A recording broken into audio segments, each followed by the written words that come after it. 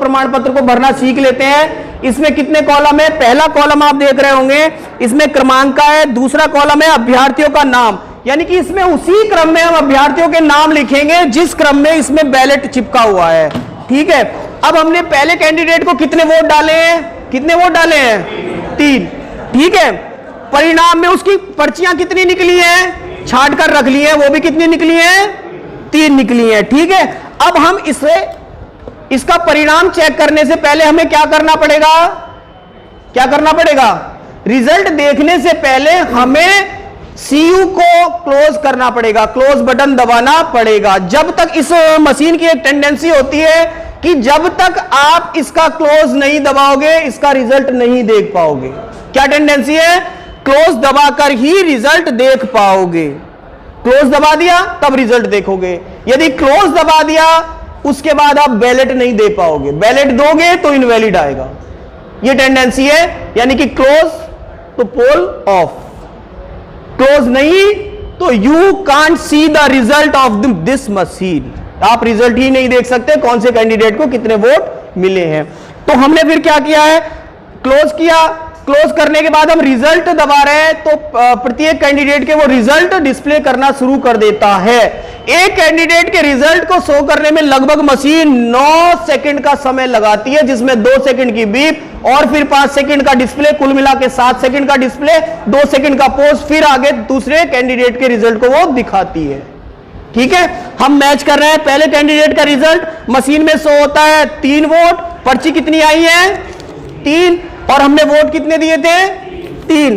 तो फिर हम 5वें कॉलम में लिख देते हैं हाँ। 5वां कॉलम क्या है? कंट्रोल यूनिट के द्वारा जो प्रदर्शित मत हैं, मुद्रित पर्ची जो वीवीपैट की हैं वो आपस में मेल खाती हैं, यानी कि पर्चियां और वीवीपैट इसका रिजल्ट जो है सीयू का वो मैच खाता है। तो हम इसमें क्या लिख देंगे? हाँ, यानी कि हम 1 बाय 1 सभी कैंडिडेट के रिजल्ट को टैली कर रहे हैं। तो हमने इसमें क्या लिख दिया है? हाँ। दूसरे का भी हाँ, तीसरे का भी हाँ, चौथे का भी हाँ, एंड सो ऑन 16 में भी हाँ। अब जितने पोलिंग एजेंट हमारे पास हैं तो कैंडिडेट के नाम लिखे हैं, उस कैंडिडेट के नाम के सामने, सर एक बार पकड़ेंगे, उस कैंडिडेट के नाम के सामने उस पोलिंग एजेंट के आप यहां सिग्नेचर करा लोगे। मान लो पहले वाले पोलिंग एजेंट कैंडिडेट का पोलिंग एजेंट है तो उसके सिग्नेचर हम यहां करा लेंगे, चौथे वाले का है तो चौथे वाले के सामने करा लेंगे, 5वें वाले का है तो 5वें वाले के सामने करा लेंगे। इस तरह से हम क्या कर लेंगे? अपना मॉक पोल प्रमाण पत्र भी भर रहे हैं और साथ साथ में रिजल्ट की भी जांच कर रहे हैं। अब जहां नहीं है उसकी भी अभी बात करेंगे आगे। इसके बाद हमें क्या करना है? अभी रिजल्ट हमें क्लियर नहीं करना है। जब तक हमारे पोलिंग एजेंट कन्विंस ना हो जाए तब तक आपको रिजल्ट क्लियर नहीं करना है सीयू से। रिजल्ट क्लियर तब करना है। अब इसके बाद इसका नेक्स्ट आता है कि इसमें जो पोलिंग एजेंट वहां प्रेजेंट हैं उनके सिग्नेचर कराए जाते हैं। नीचे आप देख रहे होंगे, सर एक बार और नीचे दिखा दीजिए, उसमें उनके दल का नाम आता है, किस अभ्यर्थी के वो पोलिंग एजेंट है उनका नाम आता है और फिर उनके यहां सिग्नेचर आते हैं। यहां वाले पोर्शन में, इस पोर्शन में आप नाम, अभ्यर्थी का नाम, दल का नाम तब लिखें। पहले ये जो ऊपर दिए गए कुछ क्वेश्चन है इनको आप यस नो कर दें। क्या क्वेश्चन है? पहले वाला क्वेश्चन है मॉक पोल डेटा को क्लियर करने के लिए कंट्रोल बटन दबाया गया कि नहीं। यदि दबाया गया हाँ तो उसे एक सेंटेंस के रूप में लिखो। कैसे? मॉक पोल डेटा क्लियर करने के लिए सीयू का क्लियर बटन दबाया गया, ये लिखना पड़ेगा। ठीक है, इसके बाद नेक्स्ट है मॉक पोल के बाद वीवीपैट से सभी मुद्रित पर्ची निकाल ली गई, यानी कि इसके वीवीपैट के ड्रॉप बॉक्स से सभी पर्चियां आपने निकाल ली हैं। इसको भी हमें हाँ करना है। फिर नेक्स्ट आएगा सभी मतदान अभिकर्ताओं को वीवीपैट का ड्रॉप बॉक्स हमने खाली दिखाया। दिखाया कि नहीं दिखाया है? हाँ आएगा।